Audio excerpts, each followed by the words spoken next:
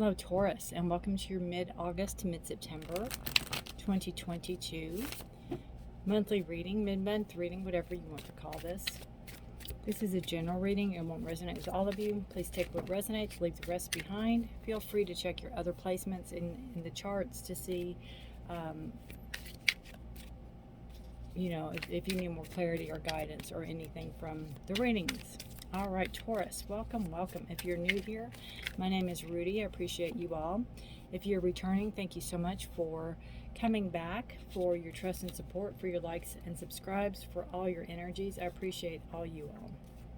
So thank you so very much. All right, so welcome and welcome back. We have the Nine of Wands coming right out for you. All right, let's see what else we have.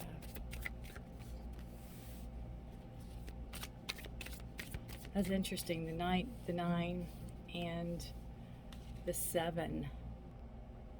All right, so we have the Nine of Wands in the middle, and this talks about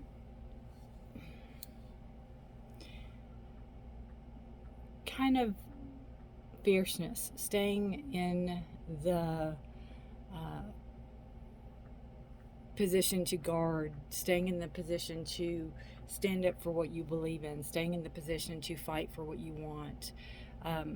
You could have, you could be battle weary, there could be a lot going on, but you're holding firm. You're not letting anything penetrate your border. You're not letting anything come in that you don't want in. You're very firm and resolved in what you want and what you don't want. I think you've learned a lot of lessons in the past, Taurus, and I think you've taken a lot to heart, and that you are, again, holding your ground, holding true to what you believe in, holding true to what you want to manifest. You may or may not be listening to outside influences, but you are definitely holding true to what you want to manifest. We have the Knight of Wands here, and that is taking action on what you want. This is your passion and your creativity and your, your growth. I love how they're both kind of looking back. It's like, kind of like when you drive a car and you're looking to see if something's coming and then ready to go, because this lion lope, whatever it is, has got its paw out and is ready to go. I just find that interesting. It's like you're holding back just a little bit, like a little, and then you're gonna go forward. And I think it stems from this card. It's like, I've been through so much. Do I really want to go through this? This could have something to do with school. It could have something to do with furthering your education. It could have something to do with teaching, or your creativity, or what you desire, what you want, or your passion. What are you passionate about, right? And the Knights take action. The Knights are doers. The Knights are people who are they're not idle. The King's not going to have a knight that just sits there and goes, I'm not going in there, I'm not going to go find a dragon, right? They're going to go find the dragon. These are fire cards. They're passion. Aries, Leo, Sagittarius energy. But it's almost like you've been on the fence about something, some decision, or some, maybe going back to school, or maybe doing something different that you enjoy, maybe making something that you enjoy doing, your career, possibly.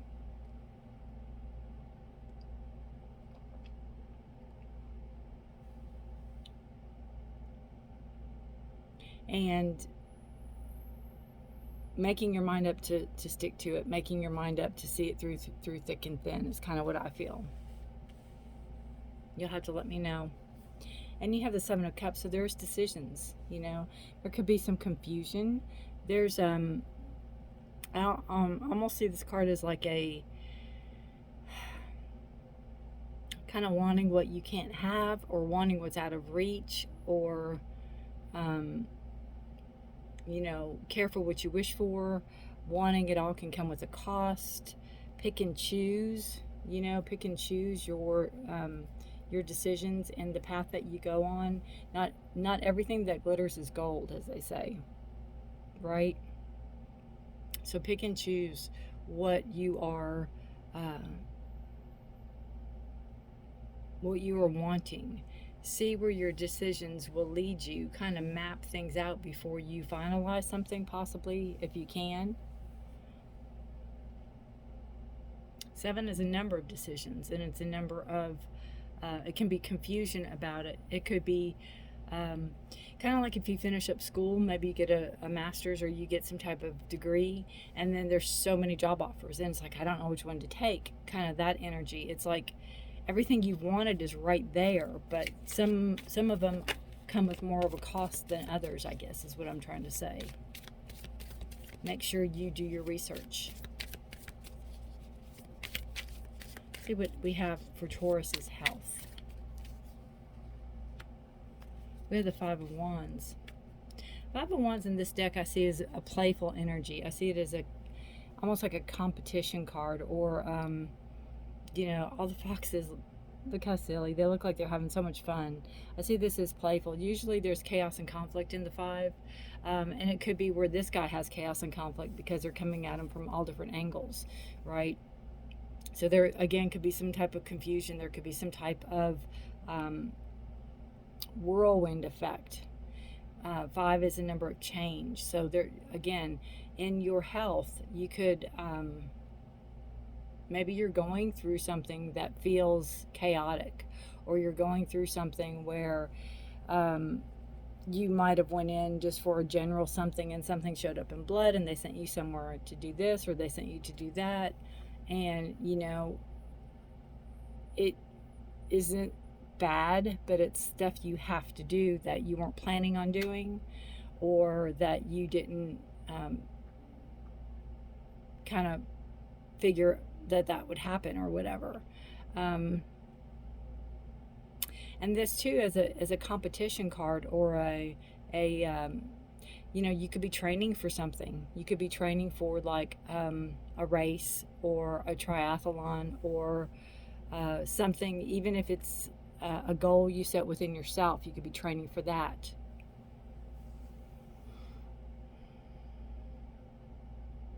But it could be a confusing time for you. It could be where you want to, you know, what you want to do and what you're doing are two different things, and you're trying to figure out health-wise maybe how to balance, or how to incorporate things, incorporate everything you want to incorporate into your health regimen, maybe. For wealth, we have Death. It's a card of Scorpio. I like to get these closer because this is a gorgeous deck. That's too close.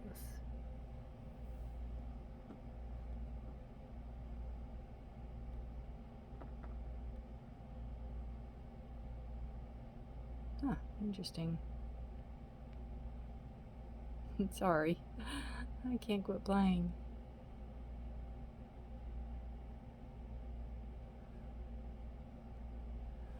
Okay, Death card in wealth is an ending, something ending. It could be some type of maybe 401k being cashed out. It could be some type of financial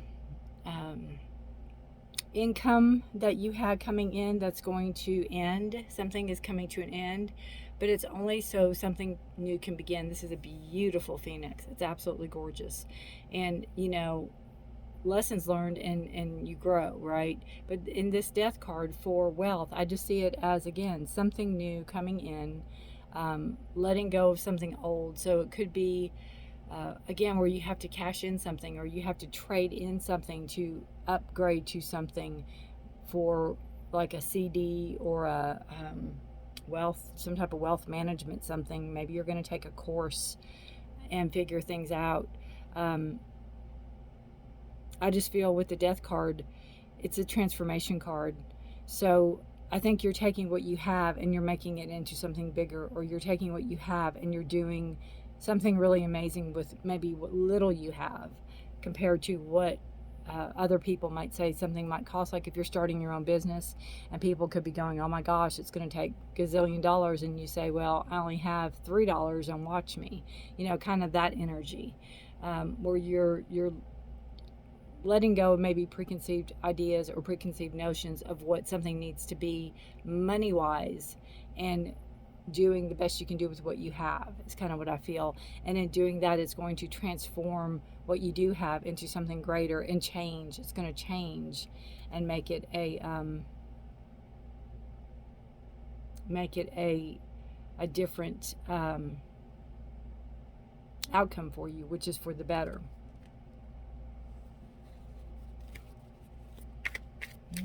For work, for Taurus, for work.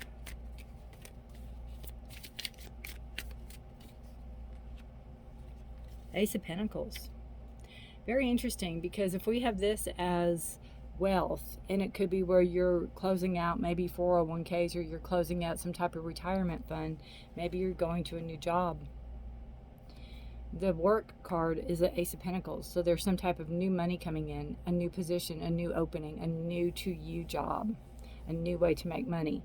And this window is only open for a very short amount of time. But there's growth here and potential here. There's a lot of potential in this. So again, you could be maybe using this money to do this. Again, if it's starting your job or starting a business, you're doing it. That would make sense. Very interesting. Yeah, new beginnings, new potential. Definitely coming in. We have the beautiful card of love. What does Taurus need to know about love? Whoa, that just flew out. Queen of Swords. Interesting.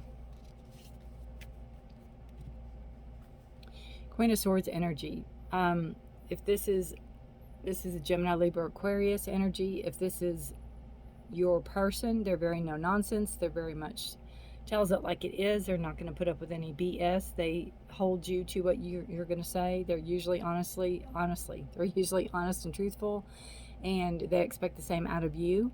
They're very no nonsense. They can be an older person if they're already in your life. You would know it. If they're not, look out. Right? Look out, because they're coming. But again, they're very much a force to reckon with, but it's not a bad thing. They have you toe the line as they do. They expect the same out of you as they expect out of themselves, even for a relationship. It's a beautiful card, and I love the butterflies. I love the transformation around this card. It's beautiful. You'll have to let me know. You'll have to let me know. Okay, let's see what we have. Bottom of the deck. Oh yeah, bottom of the deck. Thank you, guys. Bottom of the deck, we have the World card. Wow. So this is subconscious. It's not showing up on the board, but this is subconscious. This is what's going on. Again, something's coming to a close. You've completed something. You're done a project. You've completed a project. Now you're looking to see where you're going next, and that's really well with the Knight of Wands and the Nine of Wands, because you know you're taking action on something, and then you're going to stand your ground and see something through no matter what. And then you have your decisions to make about what to do next, and that kind of feeds into everything. But the World is a beautiful card of endings, of a cycle ending, and something new can begin, completion of something.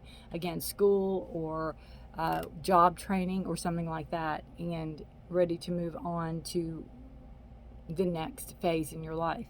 Now, it's, you know, to me, it's a card of growth. It's a card of applying your wisdom, applying your knowledge, applying what you've learned and taking it forth. This is subconscious, but it's very much prominent in this reading, and it's something that I don't think you are giving yourself enough credit for. I think something you've worked very hard for.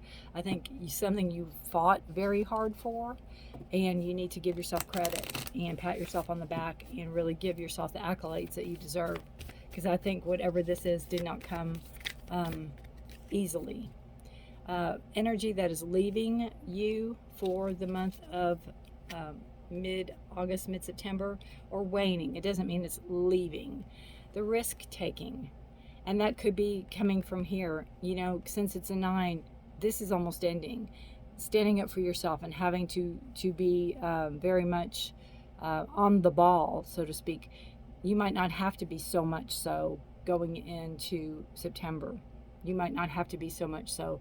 You can, again, you're flying above something, so you can kind of see. I feel like, especially with the World card, it's like I've been there, I've done that. I know what I'm getting into, or I know which way I'm going. I know which way I'm going. It's like I don't have to be so battle weary anymore. I don't have to hold that guard. I don't have to put myself out there so much. I know where I'm going. I know which direction to fly. I know which direction to go. And again, it doesn't mean it's leaving you forever. It just means that it's waning. You don't need it at the moment as much as you used to. And the energy that you have coming in, Taurus, for mid-August, mid-September. What August? What energy is coming in for Taurus? Please. Flow. Going with the flow. That could be the 7 of Cups with all the decisions to make. Maybe don't overthink everything. Don't overthink it. You know, maybe write a list. Prioritize is what I hear with that card. Prioritize. Because she's almost reaching for the unreachable, right? She's reaching for the unreachable. And look at what you have here. So kind of use what you have here and then go after what is unreachable. Go with the flow. I've got a new camera coming. Sorry, guys. I don't know what's wrong with this. Go with the flow. I love the moon. I always see this card as, I tell people, if you're going down a river and you hold on to the edge, and if the water's up, you know, kind of going quickly, and sticks and stones and rocks and stuff come and hit you. But if you go with the flow,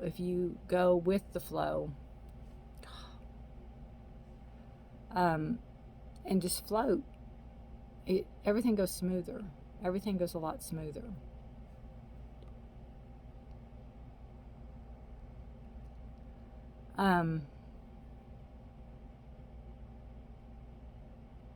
The moon. Let's see, mid-August. So this should go out around the 15th. We have a full moon in Aquarius on the 12th of August. We have a new moon in Virgo on the 27th and a full moon on September 10th in Pisces. So the moon could play an intricate part. It could come into your decision making, because if you really look at this, this kind of looks like a moon too, right? So pay attention. Pay attention to the moon energies. Pay attention to the cycles, and go with the flow. Go with the flow. Don't be afraid to just go with the flow. All right, let's pull an oracle card for you. For Taurus, these are big oracle cards. Let me shuffle this way. What does Taurus need to know? Mid-August to mid-September, please. Message.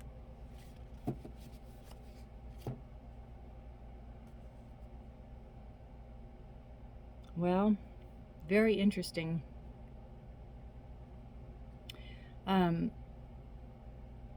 There's confidence here. There's message here.